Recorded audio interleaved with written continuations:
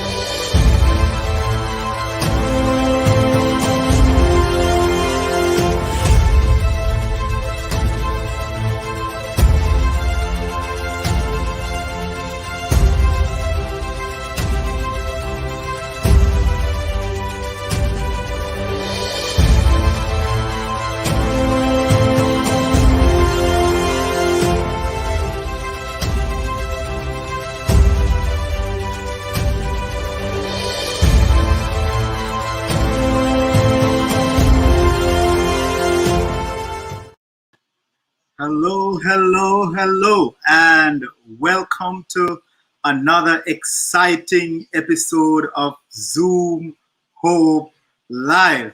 I am not only here by myself today, but we are here for another exciting episode of Zoom Hope Live.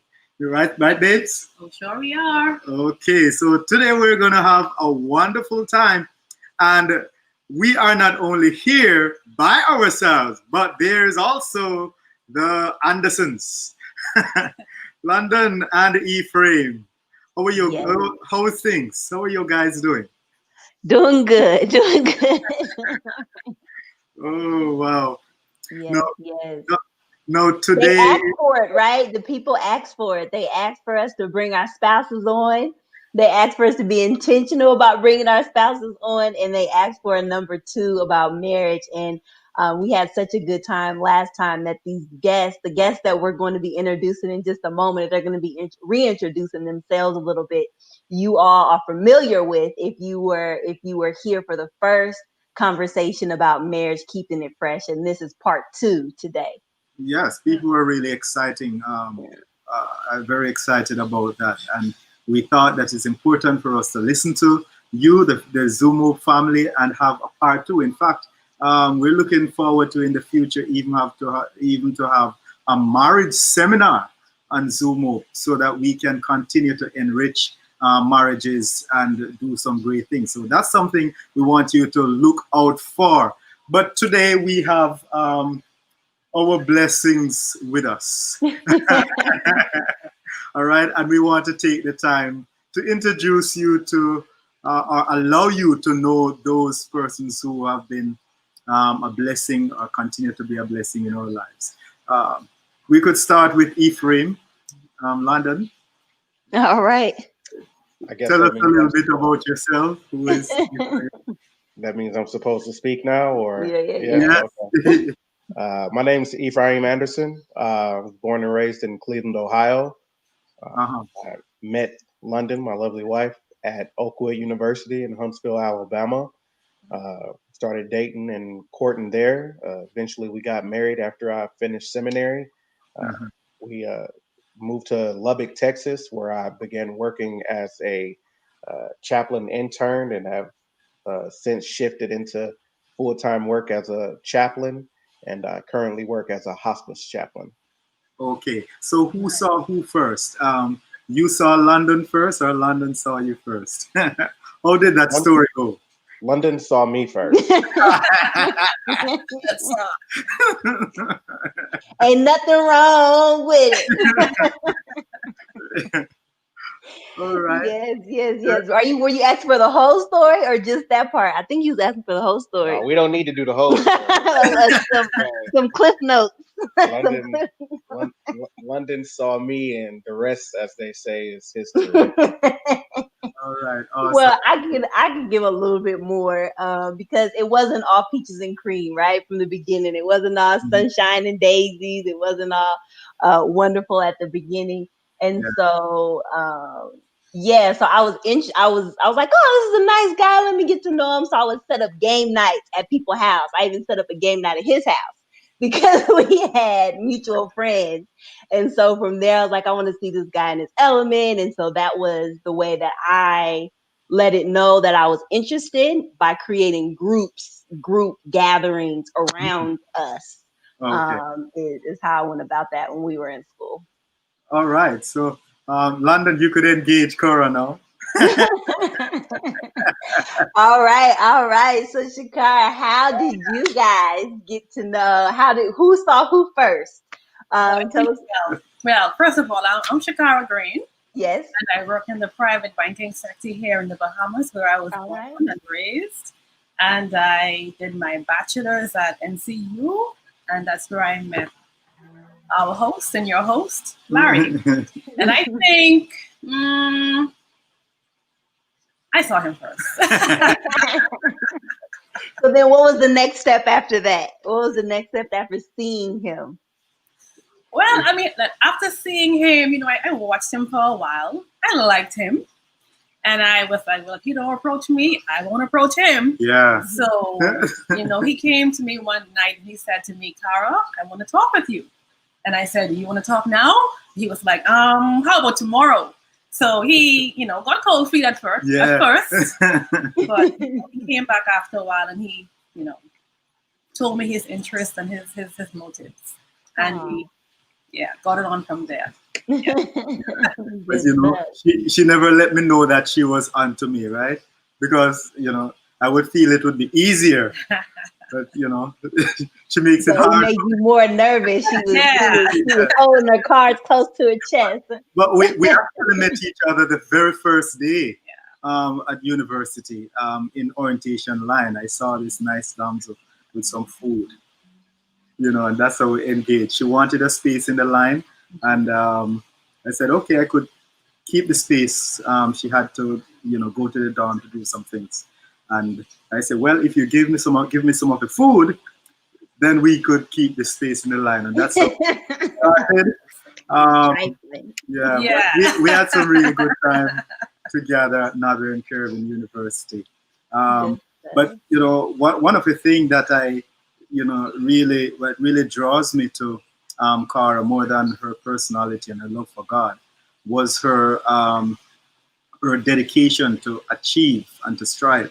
I recall many nights I would want to be able to court her, but I would have to wait. She was dedicated to school. She would be in the science laboratories, doing her experiments and so forth and so on.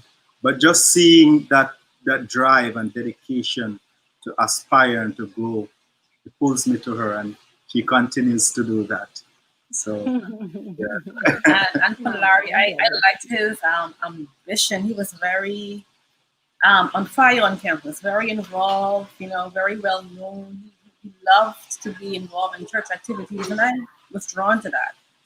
And I watched, for a little while, of course, and now, mind you, when I first met Larry, it was on orientation day. Mm-hmm. And I asked him to hold my food for me. And, sometimes you can hear God's voice speaking to you. And when I asked him to hold my food for me, I could almost hear, I guess, the Spirit saying to me, that will be your husband. So it was like, okay, if you say so, then play it out for me. And God did just that for me. He played it out, and He made it happen. Yeah. So had the Spirit told me that too, maybe I wouldn't work so hard. I wasn't looking for a husband, by the way, but God have a way of doing things His way and not our way. Yeah. Awesome. So we're gonna have some good conversation. So to the Zoom Up family, London, what do you want them to do for us today? Did you have something you wanted to say? Oh, okay. That's all I was like, he's trying to speak. So of course, like every week, we're encouraging you to share. We're encouraging you to share this with people, with your friends, with family, on your Facebook page. If people don't have Facebook, send them the YouTube link. If you just go to Zoom Hope Live, if you're not on YouTube right now, go to Zoom Hope Live onto YouTube and you'll see this live streaming. You can share the link that way. Also, you can submit your questions. So as we're having conversations, as you can see, there's we have two different types of origin stories to where both Schkara and I both first saw our spouses first. And we went about approaching that in two different ways. And so if you have any questions about that or any questions towards the guest that will be coming on in just a moment, please submit your questions. You can also put in your comments and we will be engaging with you via the comments. And so Wow. that's all I have for now. And as you can see, we're going to bring on our guest now. But you see, Benita Exales, My maid of honor. she actually placed that comment, "See you in the church, girl." A group of us used to sing in a group in school, and I wrote that song for Schkara when I was in school. Aww. And recorded too. Good stuff, good stuff. So let's introduce our guests. They've been waiting patiently in the background. Yes. We have the Chesters back. Hello, hello. Yes. And with this family, the spice is always right. Yeah. And of course, the Gardens, they are here with us again. But I know we might have... You can unmute yourselves. I think Esther was just trying to say something. Yeah. Hello, hello. Hello. We might have some persons who have not started the previous show and they're wondering who are the Chesters or who are the Gardens. So if we could start with the Chesters, tell us a little bit about yourself. Well, I am Anne Melville-Chester, or Anidley Melville-Chester. I let's see, what do I want to say? I'm a wife, a mother, an educator, a researcher, lecturer, but most of all, I would like to say I am a human being who understands relationships and very committed to helping individual live a healthy, happy relational life. I think that's it. I have the privilege of being married to my forever love for the last 35 and a half years. And I'm going to go with London and say when somebody here 35 and a half years, they'll be like, oh, well, you know, it's been mountains and valleys. Do you see what I'm saying? But one of the things I realize is God keeps love alive on the mountaintop and he revitalizes in the valley. And so, you know, marriage and relationship can work and they do work and you can find the happy, but it takes some work and you get from it what you put into it. So nothing in, nothing out. You know what I'm saying? And everything in, you'll get everything out. I met Rob at the Trailways bus station in Huntsville, Alabama. I was the navigator on the campus of the now Oakwood University, and he was coming in, which I didn't know as a new student. I just happened to, I was there to welcome new students in, and I saw this fine specimen of masculinity come off the Trailways bus, and I said, Lord, have mercy, my. But I held that inside because, as was rightly said, when you're raised in the Caribbean, you're not that forward. You know, you keep it on the inside. That's what I'm saying, and let it marinate, and hope the Lord will put it on the outside. You know what I'm saying. But my eyes were working, and so I could see, and so I saw him, and I went up to him, and so who approached first? I did. I went up and said, "Are you a student for Oakwood College?" That's all I said. I just introduced myself. I'm Ann Melville, and are you a student for Oakwood College? And he said, yes, I am. And I said, okay, if you would follow me, I'm here to welcome you and to make sure your transition from this point to class is a simple and an easy one. And that's kind of that's what I did. Kind of where it started and kind of went from there. I'm Rob Chester, by the way, founder, owner of Tree of Life Counseling and Consulting Services. And we actually provide services across the board, from children to the elderly, dealing with all manners of issues. because we know that people are suffering some things, and sin makes us suffer. Yeah. And we don't have to suffer. Yeah. Not if we're connected to someone who knows how to take care of us. And so we're trying to stay connected to God and then also stay connected to his people so that we can try to provide some of the help that they need. All right. Good stuff. Good And I stuff. would So say glad to have both of you.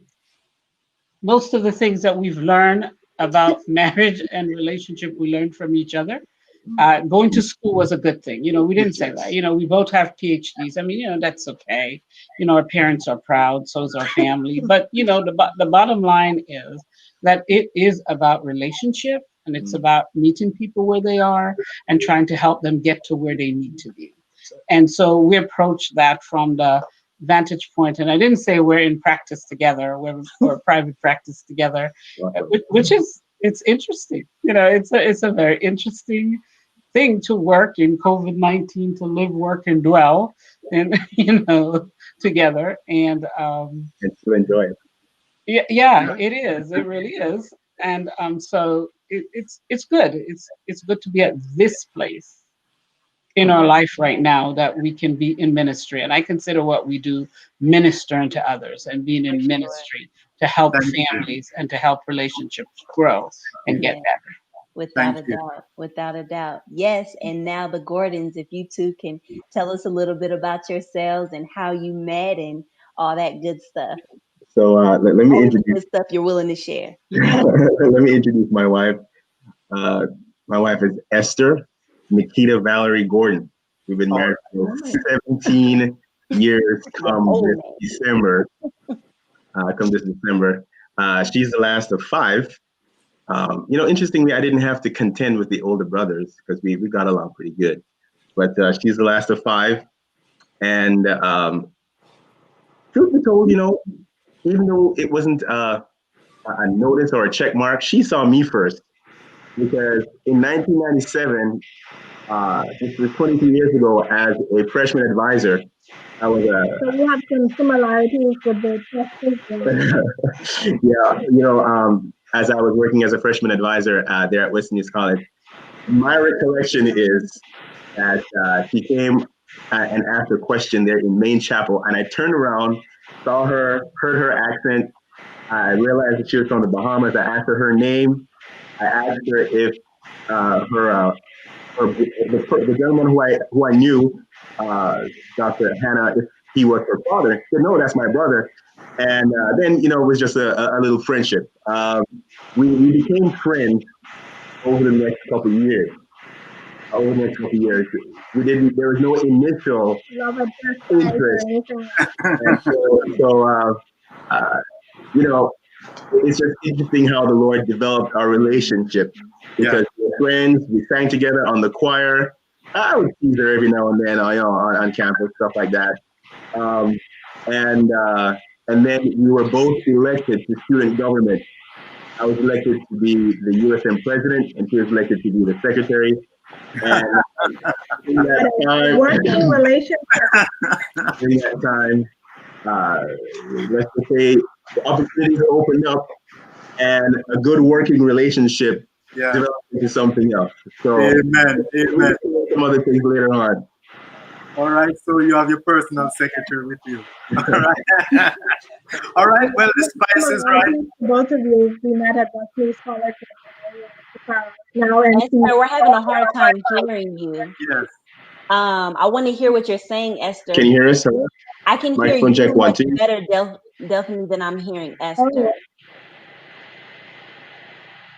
Can you try again? I was saying, so we have similarities.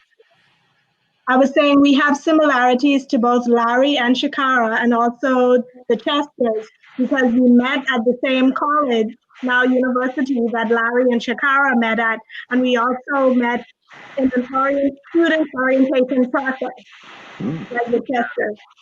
And your husband is a Jamaican, like me. Yes. And in the house, like me. Yes. All right. Mixed. All right. So, London, take us into the first question. I already saw some questions that I will be looking at from social media, but I want you to take us into the first one. and then we can get some excitement going. Thank you. Sounds good. Sounds good. Okay, so our first question is, let's see, our first question is, do you know how to determine and relate to your spouse's love language? And Kara, if you can start us off answering that question, do you know how to determine his love language, and do you know how to relate to his love language? Well, for me, it took me a while to get to know Larry. We were friends first before we became in a active relationship. So it took a while to get to know him and to understand him, who he is, to be able to appreciate his personality and his needs, his wants. And now that we're married over 10 years now, going into our 11th year in December, I can say that I have determined his love languages, and I know how to use them and when to use them. And there are 5 love languages that we all know of, and they are quality time, receiving gifts, acts of service, affirmation with words, and physical touch. And it's good to know your spouse individual desires or attributes in terms of what do they like, what they do not like, and it's the small things. For Larry, I know he don't like cheese, so I will go and put the cheese in a Subway sandwich. Now that's just a small example of the bigger ones that we will talk about today. So it's very important to know how to get to your spouse, how to unlock their combination, and how to keep it from unlocking on you. Well, from locking on you. So it's good to keep the vault open and to keep those special codes, intact when you need them. Yeah. Gotcha. Sounds good. And then so really, Dr. Rob, if you can explain to us what is the significance of a love language? I know as I heard Kara speaking, she talked about what the 5 love languages are, but can you tell us for those who don't know, what's the significance of love language, the 5 love languages? Love languages are basically, they're the way that we can actually feel as if someone has connected to us.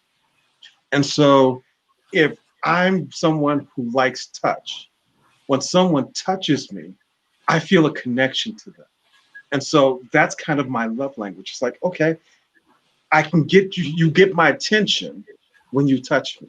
Or if you provide gifts, if you're someone that's always bringing flowers and bringing little treats and all this other stuff, and this is something that fills me and makes me feel warm, I feel connected to them.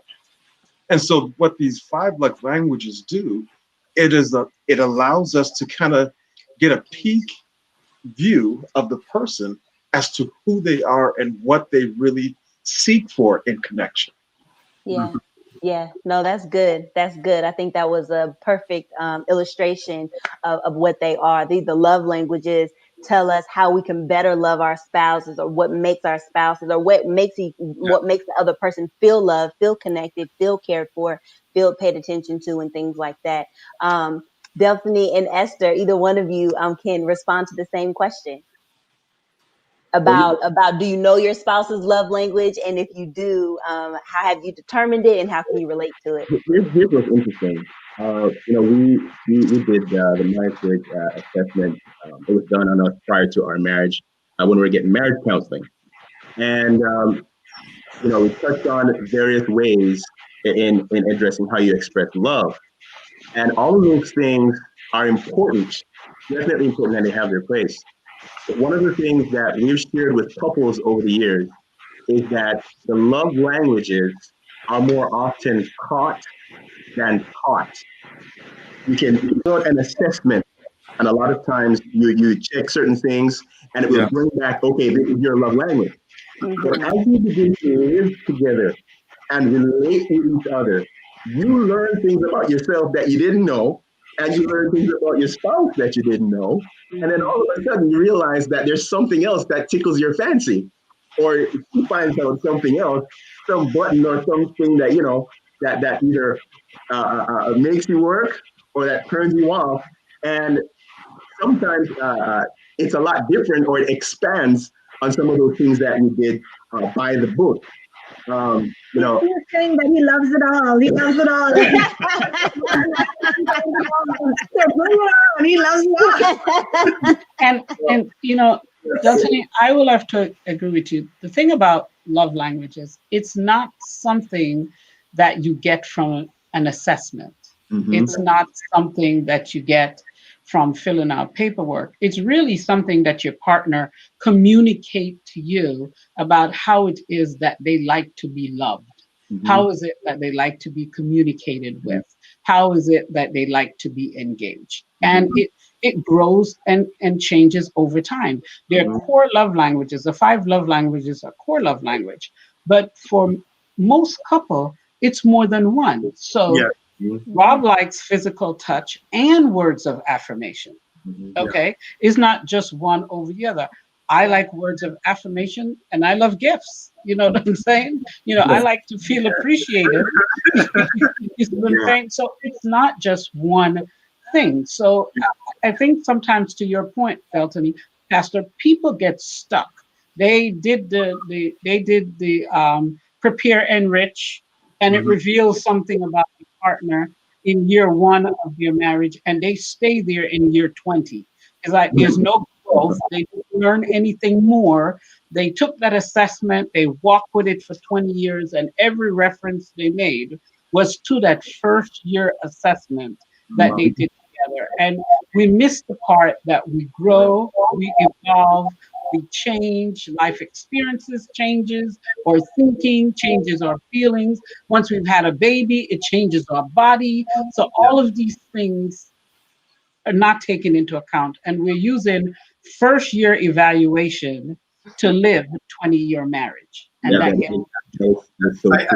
I can really appreciate that, Dr. Chester. I appreciate that. When I first came to the Bahamas, where I know really was from the airport to where I was staying, and that awes me.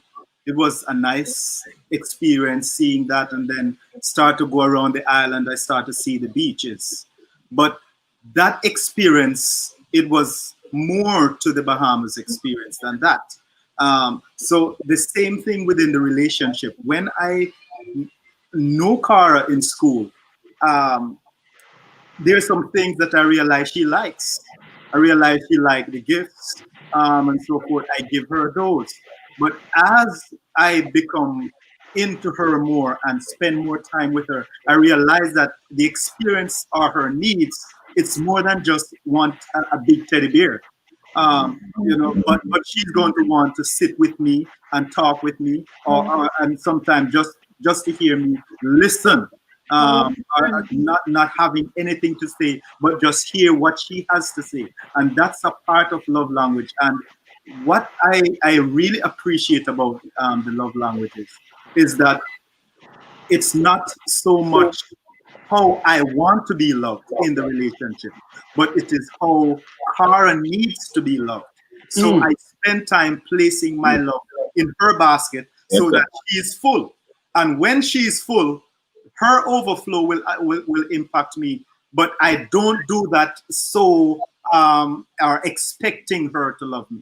And it's an awesome experience. It feels good when I know that Cara knows that I am trying to love her.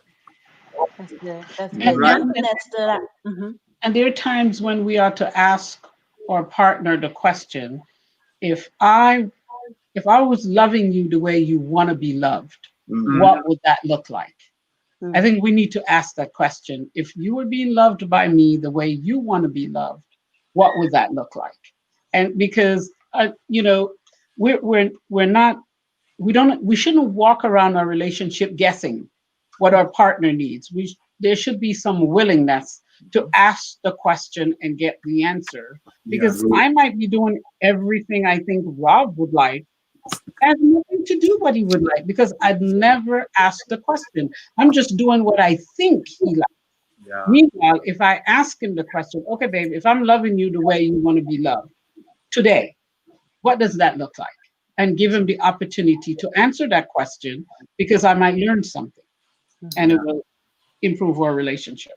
I would like to hear As I Ephraim. hear, I would like to hear Ephraim input on that. How do you relate to your spouse love language, knowing it? And I believe just coming from what the Chester has just said, in terms of asking your spouse, how can I do this? So, my initial challenges were accepting love, like that there's a particular way and particular needs that she has and particular needs that I myself have. And so that was, the first hurdle, was actually accepting that just because I'm doing something that's good and decent and appropriate and loving doesn't mean that it's something that she's receiving as such, simply because her needs are different from mine. Mhm. So learning to accept that what I have to offer in a particular situation isn't always what loving for her may be, like assist in trying to make course corrections to actually meet the need. So acceptance on my part, I think, is, or for any person on the when dealing with the other when dealing with significant others, if you can accept what it is that they actually need and the difference, then you probably have a better shot at being able to show your affection. yeah. Yeah. Well For it said. to be received, not just show your affection, but in a way that it will be openly received. Something that I was just thinking about as we're talking about love languages, I'm thinking about just regular relationships, friendships, family relationships. I think that in large part, these principles of the love language and being sensitive to how the other person wants to be loved, I think is not just limited to marriage relationship, that it also applies to friendships and family relationships, that oftentimes, kind of what Ephraim is describing, you may be working hard to love, you may be doing this and doing that and trying to love your family member, trying to love your friend, and they still don't seem to be satisfied or content. And I think that this thing of love language definitely touches all aspects of relationship. I see the Chesters laughing. Tell what's going on. What's happening? Oh, I'm remembering our last conversation where I suggested that somebody to go out and get some stilettos for the raincoat, and somebody responded, "We purchased some red stilettos for the house."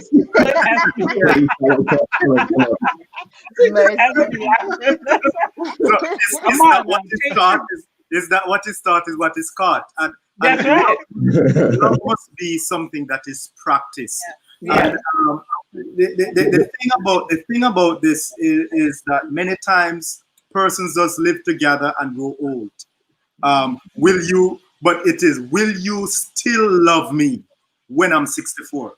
So love must be practiced, and you're not gonna find your partner loving you. I'm not gonna find my partner loving me at 64 if I make their life a living hell by not loving, by not showing, by not verbalizing it, not making it something that I do, even if it is to get something, a chocolate, but don't get the chocolate that I love, but no, it's kitty cat and Kit Kat. But we see where you're going, right? Yeah. There's something that that's very important. Yeah. Mm-hmm. So it's important to understand that in a relationship, we can view each other as an onion. Mm-hmm. We have different layers. We got to peel off. All right, the core. So we can't just be on the surface for 5 years, for 10 years. No, we got to get deeper, and we got to be more intentional and more intricate to understand who is this creature that God has given to me. Yeah. Who is this unique human being God has placed in my life? And because we know God is mysterious. God is mysterious. We know that. so can be our spouses. So it's important for our spouses to also be transparent to us so we can understand who they are. So I can't love a closed human being. He has to be open to me and open enough to me to be able to see who he really is so that I can know what his special desires and his special combination lock is. Okay. Yeah. Yes. I want us to. Yeah, that's very deep, and of course you can hear the scientific layers.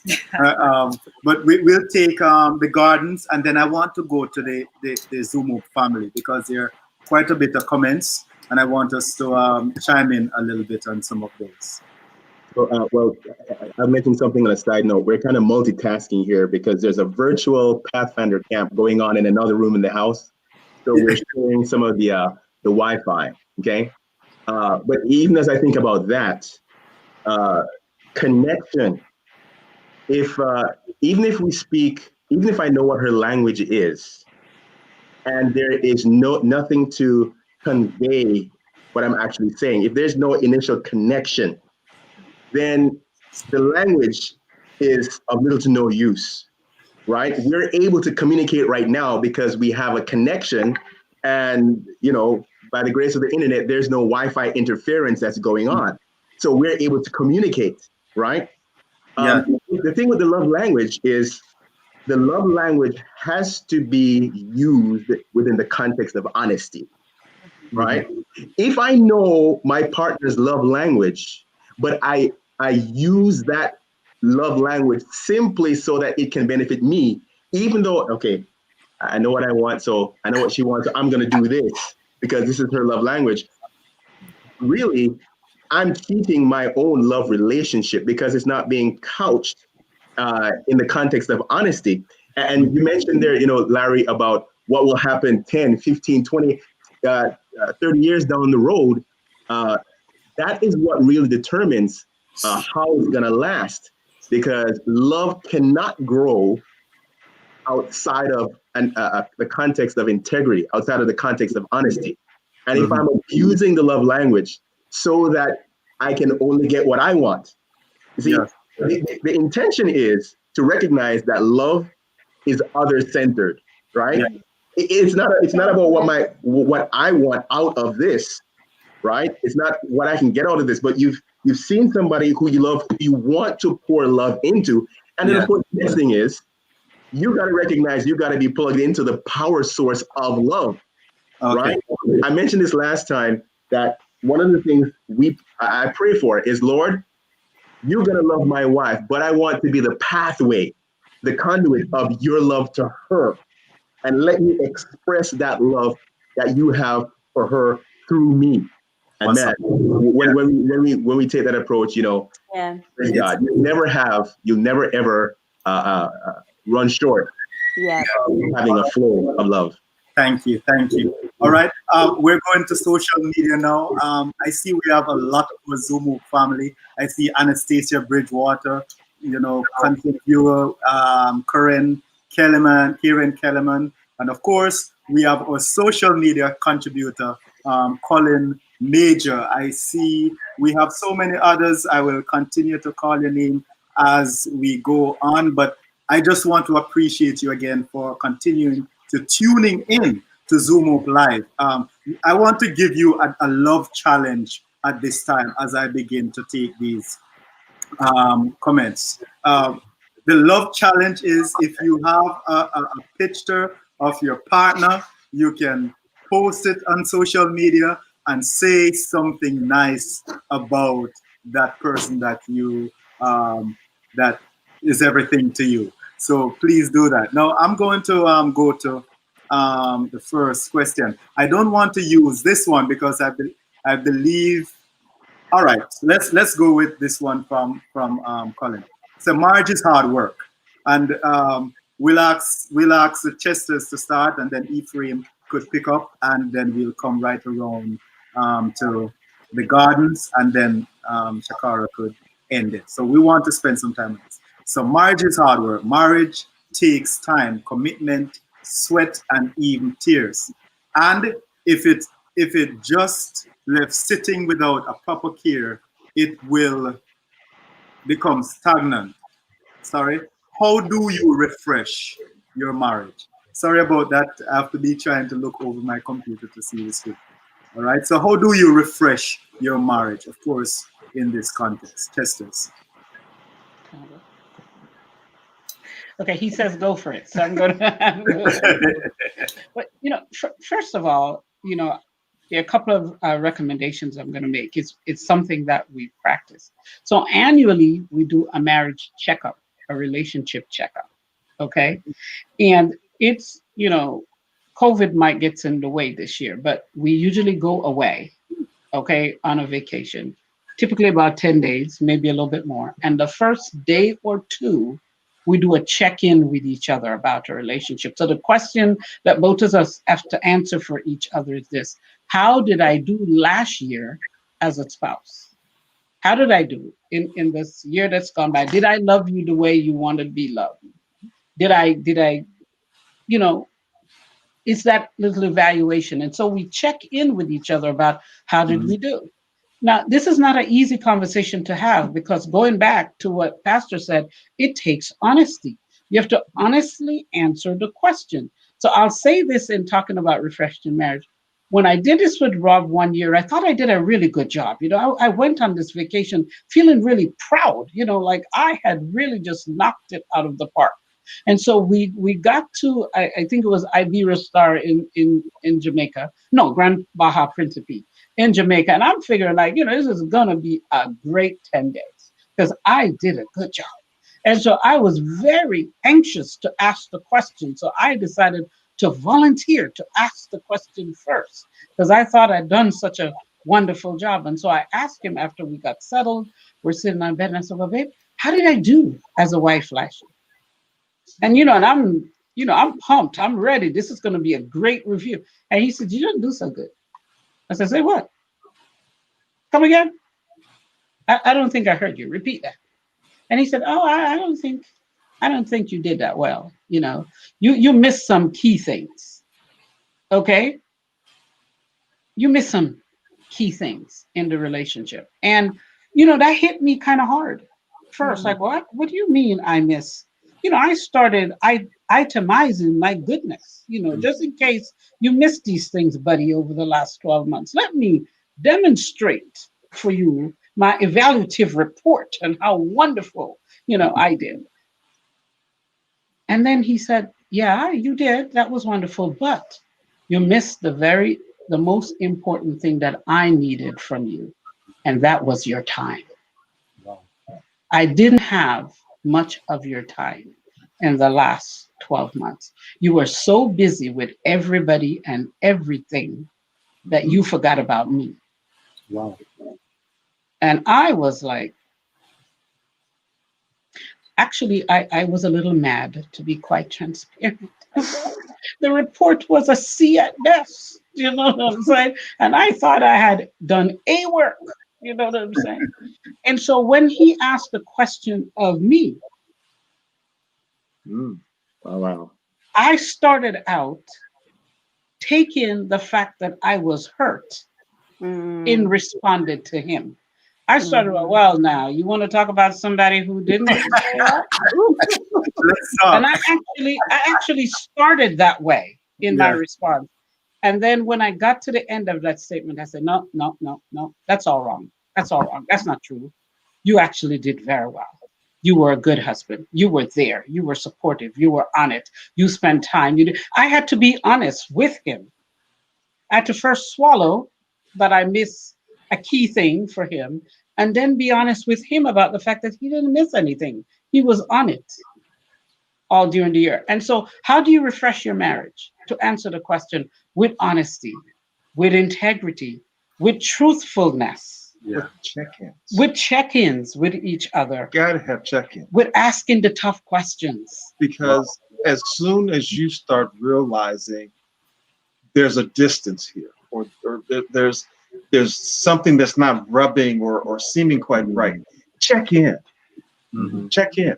It could be something really small. And if it is, take care of it then, right up front.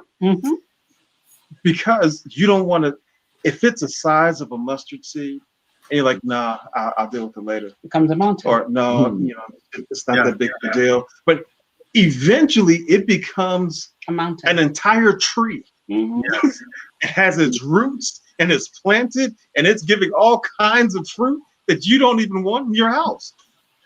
But because you didn't address it.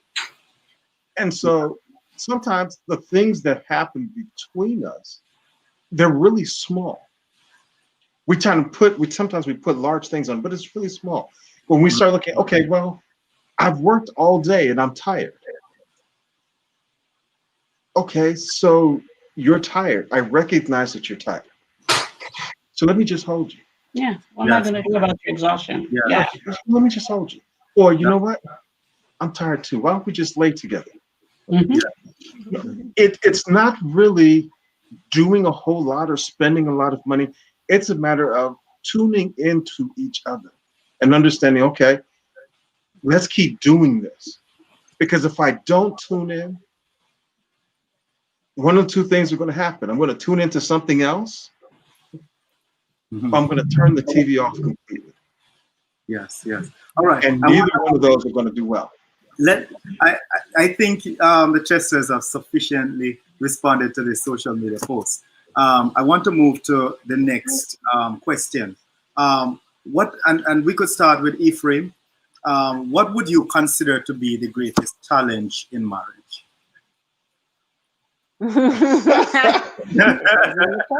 What would I consider to be the greatest challenge in marriage? Being very young in the journey of marriage. 4 years. We're the babies in this. That's awesome.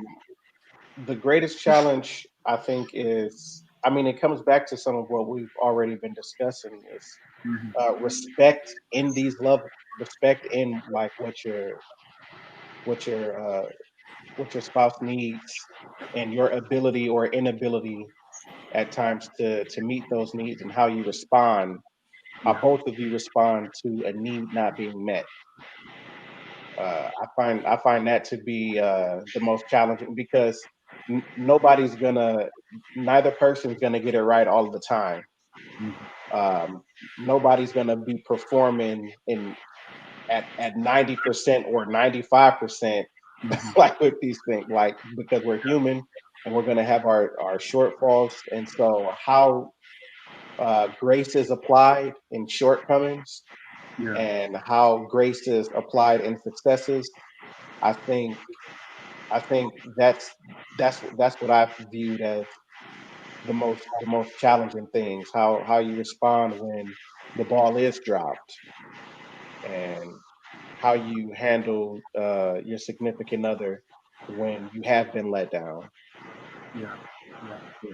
That's deep, and I appreciate that, because many times that is forgotten. We don't really appreciate the fact that, in meeting someone else, that person is different, that person has different needs, different way of seeing things, and when in meeting that, it means therefore that you will have to get out of yourself. And sometimes getting out of yourself is not the easiest thing to do, to be able to reach across and touch someone else. What would you say the hardest thing is? Some of it. Well, to really give you one answer to the many of the some things that can be very hard in life, it would be communication. If you can't communicate properly and effectively, it's going to be a problem. We must be willing to be able to express ourselves as individuals first, and feel free to be open, not to be afraid to address situations, but to be willing to be open to answer questions, to have a good response, not to be so defensive or assume too much, but it's good to communicate your feelings, your needs, your desires, where you want to be, where you want to take it to the next level or not, or take things to the next level, and just to be, to be open, to be very expressive. That's the key in marriage, the key in any relationship, to be able to communicate effectively. Yeah, I appreciate that, Daves. And the thing is, closeness, it does not come by fluke or luck. Um, we have to communicate to closeness. And honestly, sometimes you're talking to me, I'm thinking about an answer or I'm thinking about something else. That's not communication. And rightfully said, that is a challenge. And when we can develop our communication skills in our marriages, where I can listen to you without taking your comments for granted, making sure that you know that, guess what, I am interested in hearing what you have to say.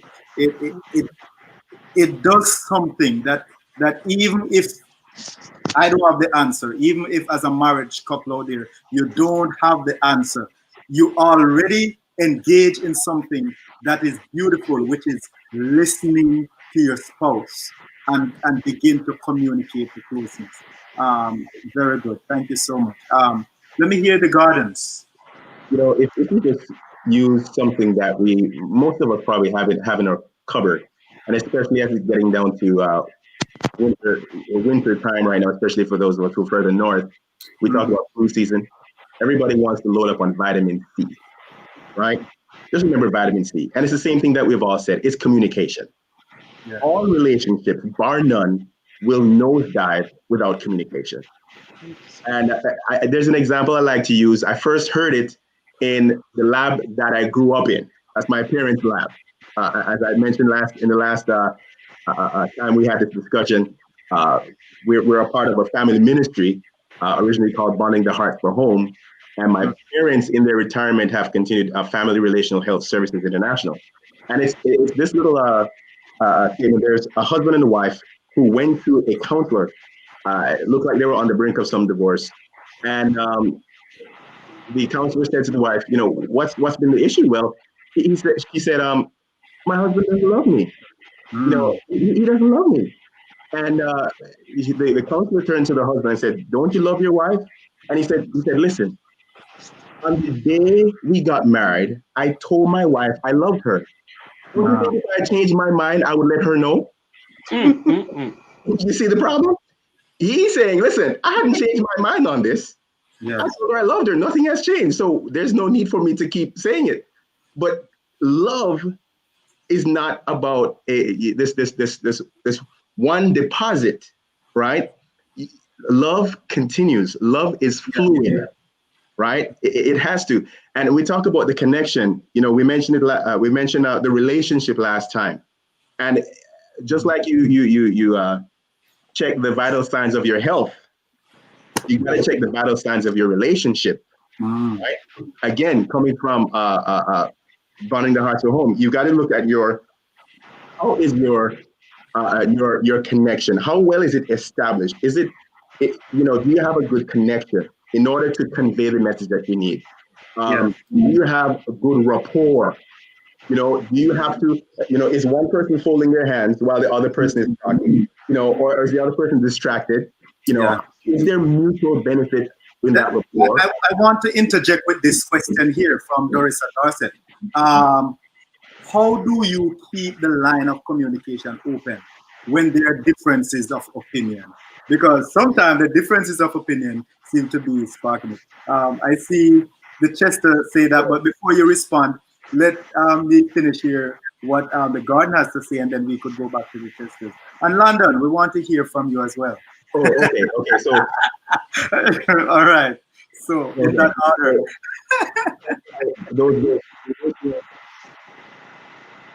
Talking about those relational vital signs, it's hard to hear you. I don't know. Me? Yeah, is it possible that your mic is muffled? Is there something like blocking your mic or something at the bottom? I am hearing good. You're hearing me okay, Larry? Yeah. Yes. You're hearing fine? Okay. I'm not sure. Am I the only one hearing feedback though? Probably. Okay. Let's continue. Go ahead. Go ahead. Well, at least we're practicing the very same thing, right? You're getting feedback, and you got to let me know that you're getting feedback. Yeah, And if we can get to the bottom of this, we pray so, right? but talking about the connection, the rapport, the bond, and then that we support each other. These vital signs help to indicate how your relationship is going along the way. And so, if there is a difference of opinion, the first thing is I remember that I love my wife, and the relationship that we started wasn't just merely external. If you're looking at external things for your relationship, then feelings come and feelings go. But the love, I liked her mind. And so if there's a time that we differ, I want to hear from her, what's your take on this? Or okay, show me your point. And I've got to make sure I'm not listening like this. Because if I'm listening like this, I'm saying I ain't listening. Yeah. I got to listen more, put your body into it, right? Because it's like the poem that Desiderata, it says, listen to others, right? Even the dull and the ignorant, you might think you have the right way, but even listen to others, even the dull and the ignorant, they too have their story. So you might just see something that from their perspective that you couldn't see based on where you were. Mm-hmm. Yeah. So let me hear the Chester Anne, and after Anne, I guess I want us to move on. Okay, so I want to go back. In London, then we move on. I want to go back to something we said in the very beginning. We say, what's the greatest challenge in marriage? And we moved on from that because we got a little sidetracked. But, it's interesting. My hubby and I were having a conversation early this morning, and I asked him that question. And as I asked him the question, we took it apart. The greatest challenge in marriage is becoming one. Okay, that is the greatest challenge in our marriage, becoming one. We're two different people, raised separately, raised with different thoughts, environmental factors, thoughts, ideas, belief system around marriage, sex, relationship, finance, divorce. We're very different people. And so the challenge is to become one. Okay. And, my husband had a great conversation. And so I challenge you guys to go back and look at it. Probably be easier for pastor than anybody else. And that is to look at Genesis 3 and read through that about what happened in the garden with Eve and what led God to say what he said to Adam, Eve, and the serpent because of what happened there. And the whole issue was becoming one. So how do we become one when we have two different views of what oneness is? Okay? When we have two different views on oneness, how do we become one? And so because that's the challenge in the beginning, it makes it difficult in the communication, right? And so I have a different view. Rob has a different view. But if everybody holds their corner and think they're both right, no communication is happening, okay? So I have to be willing to, and Larry, I'm going to go back to what you said because that is so fundamental. I have to be willing to communicate with listening. Okay, so I have to do one down. I have to do what they call in the business one down. I have to listen to what Rob is saying to me, not listen to respond, but listen to hear.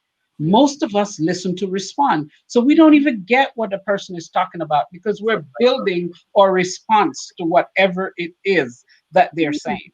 And so we have to listen to hear first. And so when there's a difference, I listen to hear, Rob listened to hear. Now we've heard both each other and then we ask the question, okay, so where do we go from here? Now we're going to take something from the conversation that reflects both of us. And makes it one. And makes it something that reflects both of us. So that's it. When you have differences, you listen to hear, and then you take from that the thing that both of you can use to move the relationship together. Let's make it practical, really quick. Yes, I was about to ask that because let's make it practical. I'll make it practical. So last week, unfortunately, I lost my balance and I fell and my computer went flying. And I was so hurt that I literally wanted to stay home and cry. Rob was at work. So I called him up and he said, hey, what's up? And I said, I feel like crying. And he said, why? And so I told him what happened, and he said, "Don't cry. Don't cry. It's okay. Don't cry. It's going to be okay." I said, "But babe, my computer is gone and I'm going to lose everything." And he said, it's okay. Just hang in there, sit where you are, don't move, regain your balance, and I'm going to go buy your computer. Don't worry. I'll go buy your computer. You don't need to cry. So now let's move forward. I'm going to abridge version. So we go, he said, after sundown on Sabbath, we're going to go and get your computer because I need it for my practice Sunday morning at 8 o'clock, right? And so we go to Sam's to buy a computer. And Schkara, I love what you say.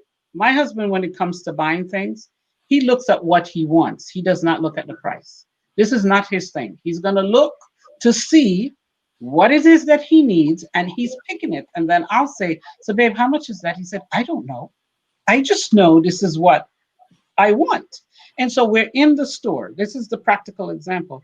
And he picks a computer that it's nice. And I look at it and I said, "Oh no, that's outrageous. We're really going to spend that money?" And he's like, "Yeah." And I was like, well, come over here.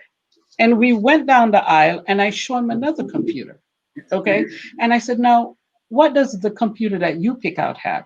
And he started calling it out. And I said, "Yeah, this one too." And he called the next one, "This one too." And he said, "Well, then what's the difference between mine and yours?" And I said, "I can't see any difference except the price. Yours is about $350 more than this one over here. And it provides for what we need." And he said, "Okay." And he came over and he looked at the computer. He went back and forth. He picked it up. He said, "It's light, it's sleek. You know what? You make a good point. We'll take that one because it's for you." That's the practical example. When you come upon difference, you look at it, you weigh it back and forth, the two of you. And the question you ask is, what benefits the family? What decisions that we make is going to benefit our family? It's not about my ego or pride. It's not about his ego or pride. It's about what's in the best interest of the family. And that's what you do. I appreciate that. And London is going to just take us to the next question because I believe you have sufficiently answered this. But sometimes even in that process, the person who wants to be heard or understand, you have to be consistent or persistent with it, because not all the time your spouse will hear. And not because your spouse don't hear, you're going to say, "Well, you know what, I'm going to get his neck, I'm going to get her neck." Because in love, persist. Just as though when you wanted to get her or get him, you have patience and you wait and you exhibit those fruit of the spirits. It's necessary. I share this. My computer has been broken. And, God bless us. And of course, I got one that I could work with in a way. But God bless us, and we're able to get some funds to get the one that is broken fixed. I have a MacBook, so it's pretty expensive. So I called up and I found out how much the thing is to fix it. I got some funds, and I said, "Well, this is enough to be able to fix the screen." And I went ahead and I called the place and say, "Okay, I need a screen." Talk like a boss. Like, the money come. I just need a screen, repair, and let's go. My wife came home, and someone had even said it to me before. My wife came home and said, "How much for the screen?" I said, "Well, based upon what it's cost, they told me what, so forth, so forth. It's $700 and something dollars." He said, "Okay, so how much for a new computer?" And I said, "Yeah, that is the cost for the new computer, but I've already ordered the screen." And she went in the kitchen and promoted, "I think you should get a new screen anyhow." I said, "Well, but I've ordered the screen, the laptop." They say, "I think you should get a new laptop, rather." Sorry. I said, "Well, I've ordered the screen." And she ended there. I ended there. I'm waiting on my screen to come, and I'll be a happy man to be able to work with my gadget. The next morning, she woke up again and said, "I've been thinking about that. I think you should get the screen. You should get the laptop instead of just getting the screen replaced." And she went to work, and then at work, Again, she engaged me in a text message, tried to let me understand why it's necessary. And by the time she went through all of that, she said, by the way, what's the number of the place that you pay for the screen? Right? And going through all of that, I didn't understand it at first. Honestly, I was like, I just really need my screen. And if she can really just leave with my screen, I'll be a happy man. Right? Right? But eventually, yesterday she sent me a message and said, well, the laptop is almost here. I felt good. And I sent back, after she said that, long after, I said, I appreciate you. And she asked, why? And I say, just to see the interest that you have placed in me and in me getting that. For her to be able to reach there, I didn't get it the first time, the second time, the third time, even when she took it over and did it, I didn't understand. But she continued, she was persistent in making sure she communicated to me what she's thinking and what she's feeling. So by the time my thing opened, I understand it and I can appreciate her. And that's the reason for communication. I believe that's what you're saying as panelists. Is for in every little thing, you do what you need to do to come together as a couple. Because Satan doesn't want couples to be together. They want you to be together as husband and wives. So we must be committed to do all that's necessary to be able to get there. London, if you could take us in. Yeah, so our third question was about how we can confront conflict, but I believe that everyone has already kind of addressed that in terms of how we can confront conflict. We talked about communication. We talked about ways of communication. We talked about being sensitive to people's love languages. I feel like that has already been thoroughly addressed. And so the fourth discussion point. I don't want us to leave that, right? We have, it's almost over. It's 5:08. Because I wanted us to talk a little bit more with conflict. About conflict. Yes, in terms of dealing with it and forgiveness, the angle of forgiveness, and so forth. Okay. So go ahead. What is the question? So, what are some of the best practices in confronting conflicts as they arise in there? I think a lot of times we get so busy and we get so caught up even in, what's going on around us, and we don't set aside time to talk out certain issues and to deal with certain conflicts. A lot of times it can be simple challenges that turn into something very big, but we just rush and go about our day-to-day activities and we don't set aside specific time to say, okay, let's talk this through. Let's sort this out. Because a lot of times we might not be seeing the root of the problem, and what is being manifested is just very, very surface. But when we take the time and sit down and talk about things, talk things through, then we can get to the root of the problem. If I could, let me add to that. Conflict resolution inside a marriage is unlike conflict resolution elsewhere, especially when it comes to business practices and so on and so forth. I must always remember my wife is not the enemy. She must always remember her husband is not the enemy. So there may be a little thing that has come up, but I don't view her, man, you're going against me, or she viewing me as I'm going against her, because that's really gonna stoke conflict. If you remember that you both are on a journey together, looking forward to the best outcome for both, you're on the same team, then it's a win-win to get the thing resolved, right? It's a win-win to get it resolved. And so just remembering that you're on the same team. Every now and then I got to remind myself, because I used to do debate back in high school and in college, back in the debate team and stuff like that.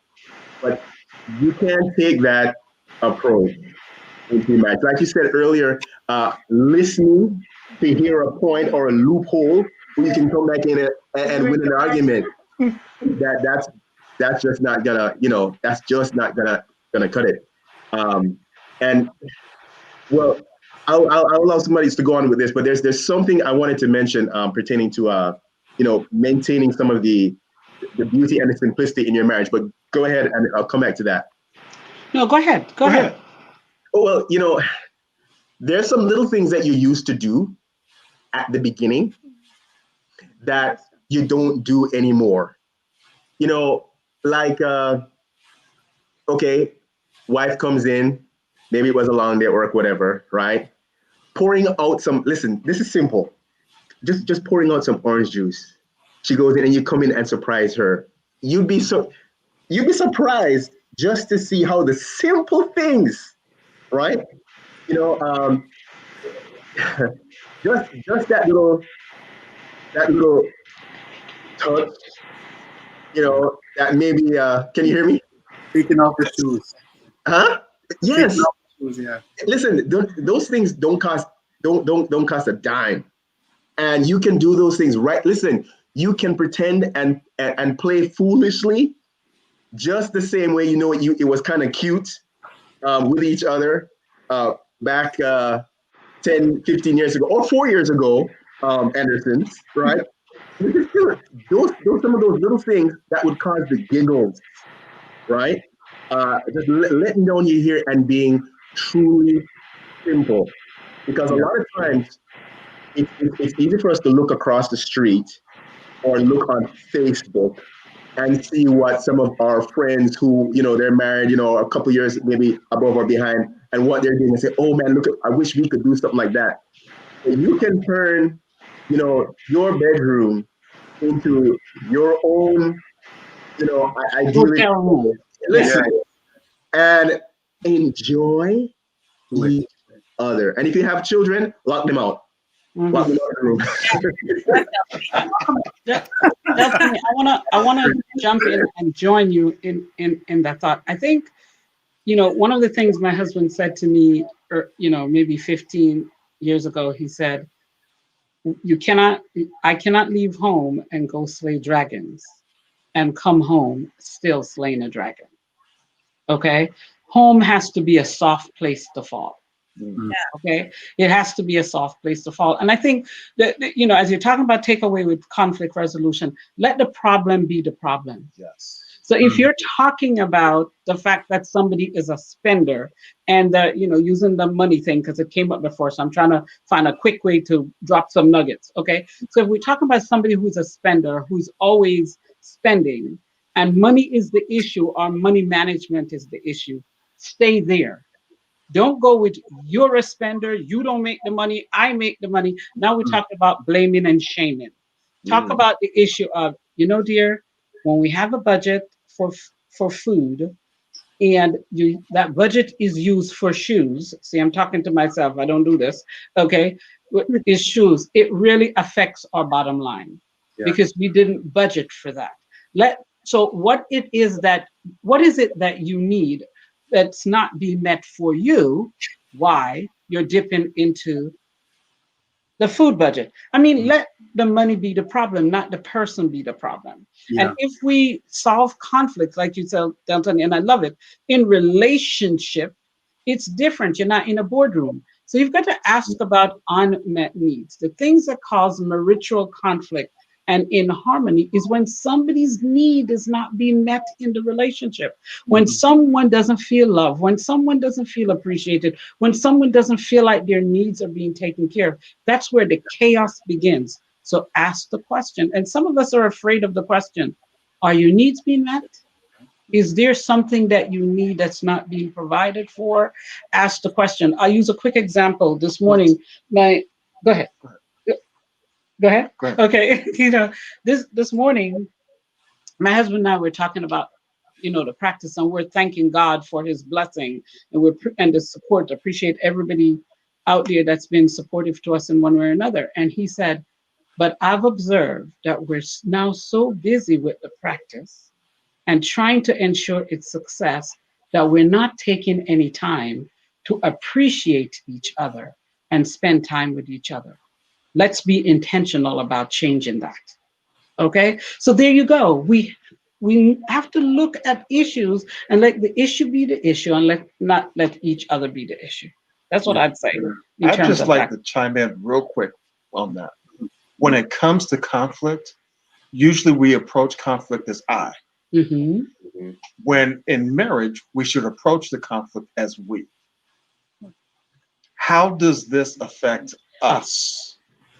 Where is this taking us? How are we going to? Because with conflict, it's not necessarily a bad thing. No.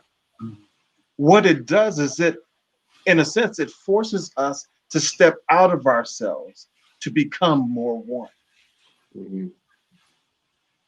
And that's the thing. It's like, okay, I got to take off more of my selfishness to be more part of this.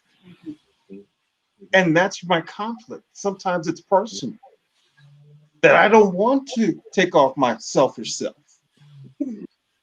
And so when we look at that, it's a matter of, okay, here's another opportunity for me to remove me so that we can be us. This is how we become one. And so sometimes we look at conflicts in a negative way. No. But it's not always a negative thing. It can be a stretch assignment, a growth moment to learn something about the other person and to keep that in mind. Yeah. Okay. So this. Yeah, I think we ought to remember too that marriage is God's idea. Marriage is God's ideal. And anything God loves, Satan hates.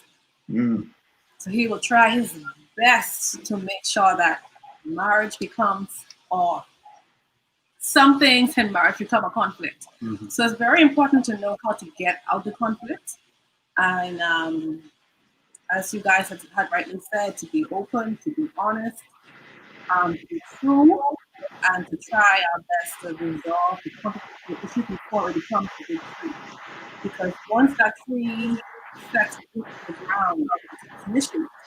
So it's important to reflect God's fruits, spirit. You know, to be kind, to be patient, to be loving, to show grace, to show mercy, to be long suffering, and to be patient. And Larry's example is his laptop. Now I know Larry. I know his temperament. So that's why I came to him 3 times. Once in the afternoon, late in the evening, and when I went to work. Now, I know that men can see things, I guess, let me just put that in there. I'm going to be honest and right. You know, half full. Women can see things in 3D in most times. And we have that gift of being able to see behind things that men can't see. So it's important to use our gifts that God has given us to be able to guide our men and to be able to open up the eyes of our men. And in conflict, we do clash, but our differences shouldn't determine where the marriage goes. It's okay to be different. It's okay to be unique because we are unique people from different backgrounds. So when we come together now, it's good to just put aside our differences and focus more on our likes, because the devil is out there trying to destroy what God loves, which is marriage. I appreciate those points, and you know we're out of time, so London is going to take us into the last one. I'll take your comment after I make this comment, Delthony. You know, and this is just gathering from what all 3 of you have just said, and it's powerful, right? Because many times the conflict is the one that gets the love. In that the issue, it gets all the attention, it gets all the love, right? And what you're saying, first, Delthony, you have to understand, the husband and the wife, you're not the enemy in the room. The enemy in the room is Satan. I said Satan hates what God loves. And how do we deal with that enemy in the room? We have to isolate the issue. That's what the Chesters are saying. Isolate the issue and address the issue. And that from the simplest thing to the worst of thing. I want to make this point though, that sometimes we have to understand that if there is a major conflict, I must give my wife the opportunity to deal with it after we would have dealt with it. So, in other words, if I have said my sorries and I've accept my wrongs and say all the different things and chart a new path, doing all the great things, I can say, well, get over it because I asked you to forgive me. Right? So you have to give her the opportunity to deal with it in time. But while those things are being dealt with, there is something important that I would like to communicate to all couples, is that don't stop loving each other. You can't stop loving each other because there's a conflict. You have to love each other before the conflict, during the conflict, and after the conflict. It's not like, well, let's put love on a hold, and then when things are settled, we get back to loving each other. You have to stick together. You have to go through the grind together and grow together. Because if you deal with it by yourself away, you're gonna grow apart. But if you stick together and work through it together, you're gonna grow together. And that's just a powerful point that I saw, and I just wanted to. So, to draw a point from what was being said here, part of the ways we get to the bottom of conflicts is not by making declarations like you did, but by asking questions and asking them in such a way as to give an opportunity for an answer, not to imply the answer in asking the question. Come on, preaching. Come on, preaching. Are you saying that you should give your partner the benefit of the doubt? Benefit of the doubt is a must. There is no conflict resolution without giving the benefit of the doubt. Because if I assume that you are indeed already guilty before we've even had discussion, that's a travesty of justice right there. You're not going to get anywhere, right? You're going to close yourself off. You're going to start, going into a desert of marriage, and you're going to be, longing and thirsty for a long time before you begin to see any life coming back, right? So asking a question to evoke a response and elicit a response, and not to suggest what the answer already is by the way you asked it, right? That's very important. I want to share one 4-point thing, and it's PACT. Dr. Ann mentioned Genesis chapter 3, and I did a devotional on this a couple years ago, and drew from Genesis chapter 3. Now, I see we're getting some very rough feedback, but I'll try to take as long as I can. Tact. Whenever approaching a difficult conversation, we've got to use tact. Truthfulness, accountability, compassion, and thoughtfulness. Tact. Truthfulness, accountability, compassion, and thoughtfulness, right? You're not going there to attack, but you must go in with tact. Yeah. Love that. I love that. I want to add to that, and that is the whole issue of forgiveness. Okay? The whole issue of forgiveness. In the relationship, we're going to mess up. In the relationship, we're going to annoy each other, upset each other, all of that. But in order to build trust and to keep love alive and to stay, we have to have some forgiveness. We have to realize that just as we need God's forgiveness to make it into the kingdom, we need each other's forgiveness to make it into marriage. And so if somebody's always holding the stick to whip you for your mistakes, that erodes trust. That makes somebody not wants to talk. That takes honesty out of the room, because if every time I come to you in an honest way, I get punished for it, and I get isolated for it, and I get frozen out for it, I don't want to come to you. I don't want to talk to you because I don't want to experience that emotional pain and that degree of separation. And so forgiveness is something that's so important in the relationship. I forgive you. We forgive each other. Let's move forward in an honest way when things happen. Forgiveness is important. Go ahead. Can we have the thought that the things that I do are only to please you? Right. And when they don't, I've messed up. Right. Yeah. It changes the perspective of things, because it's a matter of I'm not there to hurt you. I'm not there to harm you. I'm only there to be with you. And so when it comes to forgiveness, it's a matter of saying, okay, hey, I know this was not intentional. I know it was not your intent to harm me. But can we talk about how we felt about it? Mm-hmm. I was hurt when. That's it. Own your own feelings about it. Not you hurt me. You. That's very attacking. That's very shaming. But I was hurt when. Talk about my feelings, what occurred, and how it hurt. That's what I would say. London. Yeah, I mean, I think. Oh, you're muted. Sorry. You guys can't hear me? Yeah. My mic's not muted. You sound very distant. Can you hear me now? You sound distant. Yeah. Okay. Let's try to put this back in. Yes. There you go. There we go. Is that better? Okay, I was trying to get that feedback earlier.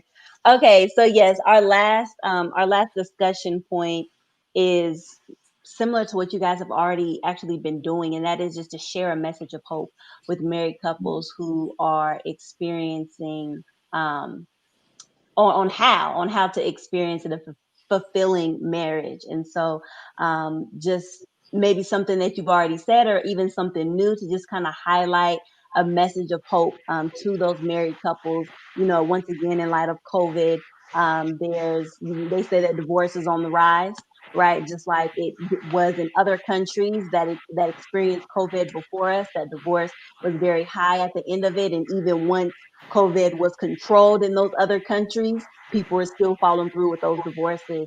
And so how can you all give a message of hope to the married couples that are watching right now? And Delthony, if you all can go first, if Delthony and Esther, if you two can go first. Sure.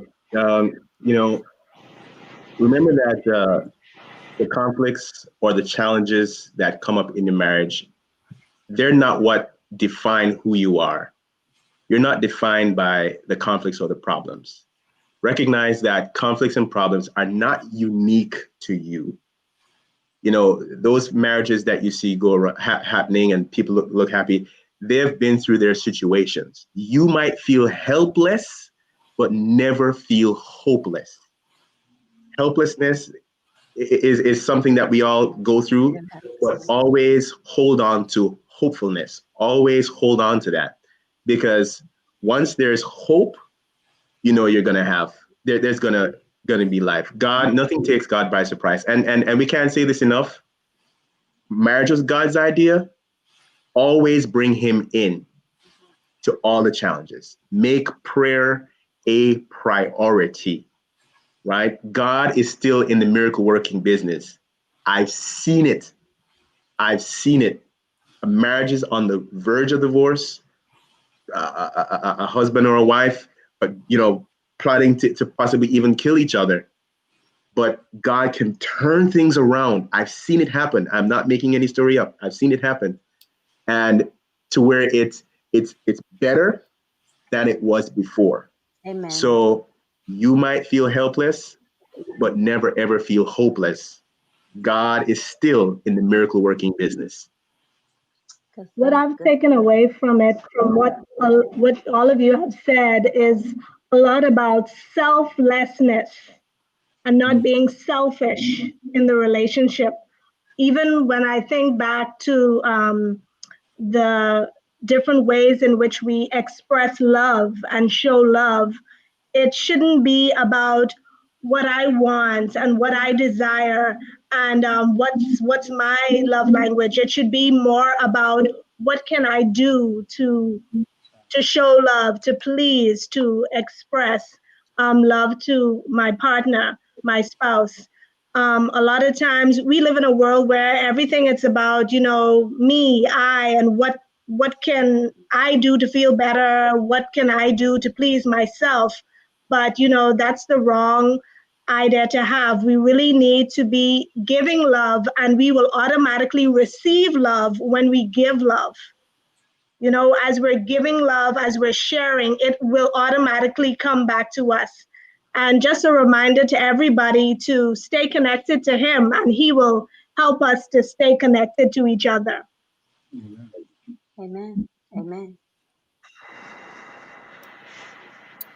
Chester? Well, I would say spend time in healing. Be intentional in healing the hurts. And when I say that, it's not just to say, oh, okay, just trying to. No, you're the best person who can heal the hurt of your spouse. No one else can do it like you can. So being intentional is something that you can do. When you see the hurt, when you see the pain, be intentional about healing. I'm just making it simple and quick.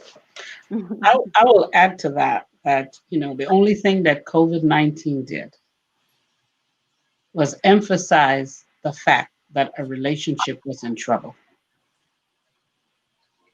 It was already in trouble before COVID-19, but we were too busy going to work, doing whatever we're doing, everything else, kids, school, activity, we didn't pay attention. And now here we are, shackled by a heavy burden because we're in the same place and it's up close and personal. Okay. And so what I would say is reach out and get some help. Reach out and get some help. If you couldn't handle it before, you can't handle it now. So just be honest about the fact that you need some intervention. You need help. Somebody asked a question. I'm going to throw this in real quick. Somebody asked, is it okay to go to my marriage group with my problem? My answer is no. No, you cannot go throw your partner under the bus with your marriage group. You cannot. You can go to a marriage group with general questions that, about something or general thought. You can't go there with your problems. Take it to the Lord in prayer or go get a therapist, okay? You do that, and what you do is you unmask, you shame, you emasculate your partner in front of people, and you can't get that back. There's no way to get that back. And long after the two of you make up, your marriage group's gonna remember, ooh, that was, ooh, and that stays. So please, no, don't do a group chat about what's going on in your life. Yeah. We have to even be, just to add to that, we have to even be careful with family members too. Preach. Because sometimes we share things and then you've forgiven your spouse and moved on and they're still holding them up and it causes tension, so we have to be very careful. That's a really good point. I'm glad you brought that up. My heart must be the graveyard for her weaknesses. Yeah. And so reach out to somebody like us. We're tlcccounseling.com. We can help. If we can't help, that means the Lord has left us. But if we can't help, we will point you in another direction, But the point is seek some input, seek some wisdom. I'm going to say every married couple need a Christian mentor as a couple. Somebody who's going to take your stuff to the grave with them and not tell it to anybody else. But every married couple needs a mentor couple. Find a good mentor couple that believes in marriage. Yes. And believe in relationship and believe they work, and get yourself another, so that when you come upon these difficulties, that's a go-to. You can call that person. And we have a mentor couple. And when I called, she'd be like, baby, now you know you love that man. That, you know, and there's where we go. When he calls, he's like, son, now you know you love that woman. You know your life would be miserable without her. So go on and go figure it out and go fix it. You need people who believe in marriage to be in your home. Right. Yeah, that's good. Yeah. I was gonna say go to counsel. Yes, But very wise man. I Very narrow wise. it down specifically, like go into counseling for yourself. Like take care of your mind, take care of like your past. Don't feel comfortable with past progress, but keep working on yourself. Take the medications. like Yes. like Do not like shred the script. Yes. like don't take it for a week or two and then be done. Like take the medications, work on yourself, and keep working on yourself, and your spouse is going to get the benefit from that, and also it is going to help you to be able to cope with like the challenges that arise in the space as well. So like take care of yourself, like therapy wise, and the things that you can do for yourself will benefit the relationship. Yeah, yeah, and I just want to, I guess, emphasize what he just said, that a lot of people also right now during COVID, right? They say that depression is high, anxiety is high. There's those things, and I remember at the very beginning of COVID, I was driving from Andrews University in Michigan back here to Texas, because the school was, closing down. And so when I got home, when I was driving home, I was upset. Something was going on with my little brother. My little brother called me, and then he called my husband and told my husband to tell me something. It was a bunch of stuff going on, right? And trying to make sure you don't put your hands on your face, right? That was the big thing at the very, very beginning. And so I remember driving home, having to stop at gas stations and things like that. And when my baby brother called me and he's out of the country, he said, oh yeah, I told Ephraim such and such. And I was like, well, Ephraim didn't tell me, right? So I was like immediately like fresh, like I called Ephraim, why didn't you tell me, da, da, da, da. But in that moment, I realized even when I was on the phone with him, okay, I need to calm down. I think I even said it out loud, like, I'm sorry. I'm upset right now. I'm frustrated. My anxiety is high, right? And that's in all of those things that are just being compiled with what's going on with school, what's going on in the country, what's going on with my baby brother. I just let it out on you, and I apologize for that, right? And so I emphasize, the reality that existed with us, and say that those of you who know you battle with depression, you battle with anxiety, these things existed even before COVID, or these things may just now be arising in a way that it never has before. Those things affect your marriage as well. And so once again, what Ephraim just already said, there's nothing wrong with going to counseling yourself. I know I've been to counseling individually. Ephraim has gone to counseling individually, and we've gone as a couple, right? And those things, they help. I mean, they just do. They help, and we just can't stress it enough. If you've gone to counseling, you didn't like your counselor, go to somebody else. Try somebody new.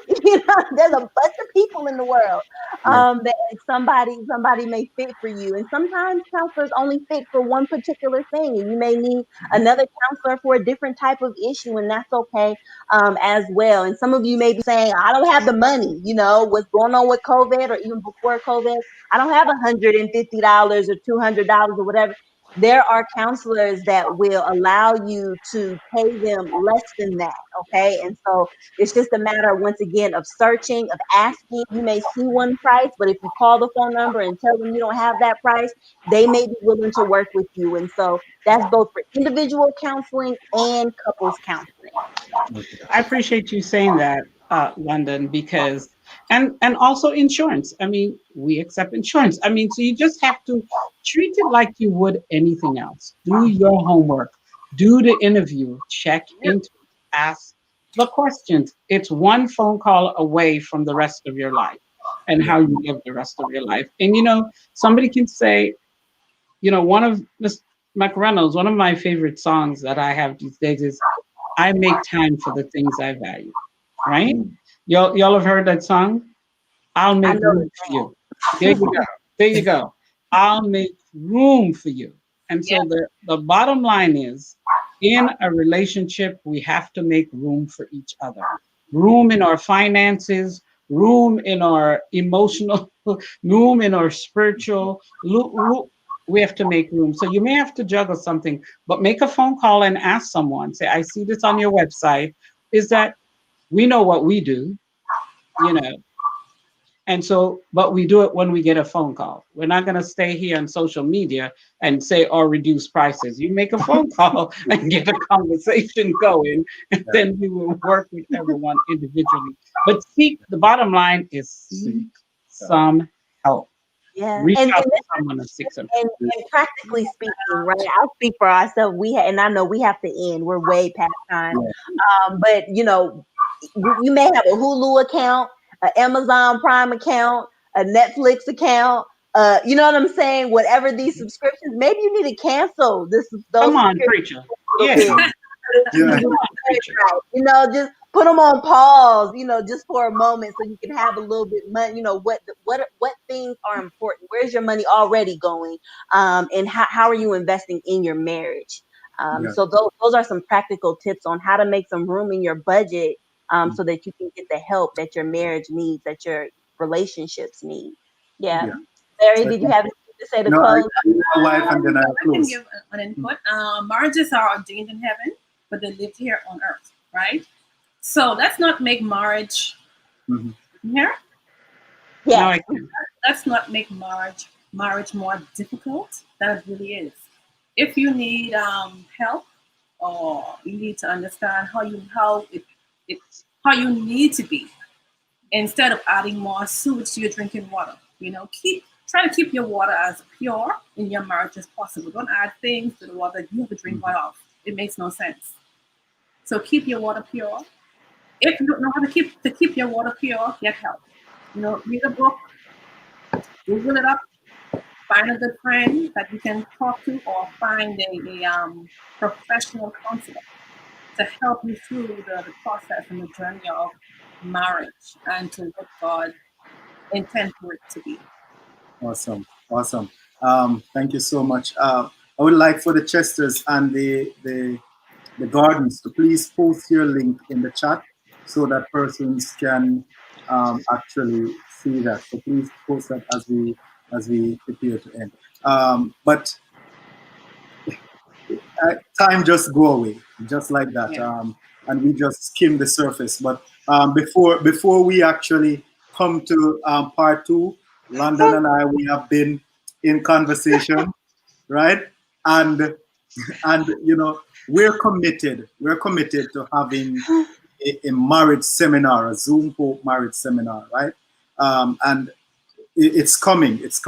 I remembered as soon as we came off our first episode, I got several calls. One of those was from the Sawyers, and he said, Christian Sawyer said, well, I would like to be able to contribute to actually seeing this happen.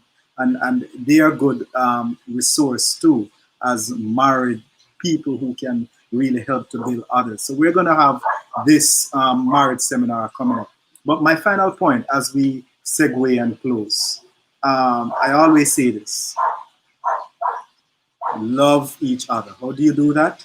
Ephesians chapter 4 verse 32 tells us, be kind. Check it.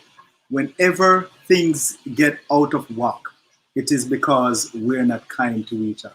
Listen, you're going to have conflict. Well, my wife and I, we have never have conflict. We have intense moments of fellowship, right? So those going to come. But when they come, be kind. Be kind to each other. And remember, don't sacrifice your marriage. Don't give up on your marriage. Don't give up on a gift that God has given to you. Don't sacrifice your inner circle for your outer circle. Let me tell you, you have what God has given you. There's nothing else to get outside there. Everything is inside. But as my wife would always say, you have to find a combination, unlock it and unlock it until you get deep inside of it. Peel away the different layers so that you can get into that deep relationship that is filled with love, loyalty, and everything. You have it. So spend time on your marriage. Zoom up. We're just happy that we're able to bring you part 2. The marriage seminar is coming. And of course, with that on the way, there will be things that we will want you to be able to contribute to so that we can give you more so that you can have a worthwhile investment in what God has given to you. I want to share our link really quick because we have, for those who do want to contribute to Zoom Hope Live to make these things happen, we do have a Cash App. The Cash App, if you don't have Cash App in your region, we also have a PayPal. So it's Cash App Zoom Hope Live, and then on PayPal, we also have you can just type in our email address, which is zoomhopelive@gmail.com. And either one of these options, if you don't have a Cash App, you can send us contributions on PayPal with just Zoom Hope Live. And here is the Cash App. It's pretty self-explanatory. And so if you do want to help with the marriage seminar and the other things that we have going, I know there's some scholarships that we're wanting to put together for our viewers. Please contribute. And so, Larry, are there any last comments that you have? That's it. And we want you to keep in tune. We're still working on our website and stuff. So we want you to know exactly how we plan to really let this ministry go leaps and bounds and infuse hope in all of your life. You see, all of our panelists, we want to be able to connect them so you can know exactly where to find them and to benefit and grow your marriage. So it's been another exciting episode of Zoom Hope Live. Thank you to Chesters. Thank you to the Gardens for being here. Thank you to my wife. And of course, thank you also to Ephraim for being a part of Zoom Hope Live. On behalf of something she wants to say. The Gordons. Dr. Ann has something she wants to say. The kiss. You're muted. You're muted. They're wanting the kiss. The kiss that we did last time. Right. So we're gonna segue on the kiss. So we'll kiss out, right? so on behalf of, so we'll do a 1, 2, 3 out after we do the segue. On behalf of our co-producer and our engineer Kevin Spence, and I am your host Larry, and I am your co-host London. 1, 2, 3. Uh-oh. Y'all nasty. That's good. That's good. Ready, young days. All right, God bless you.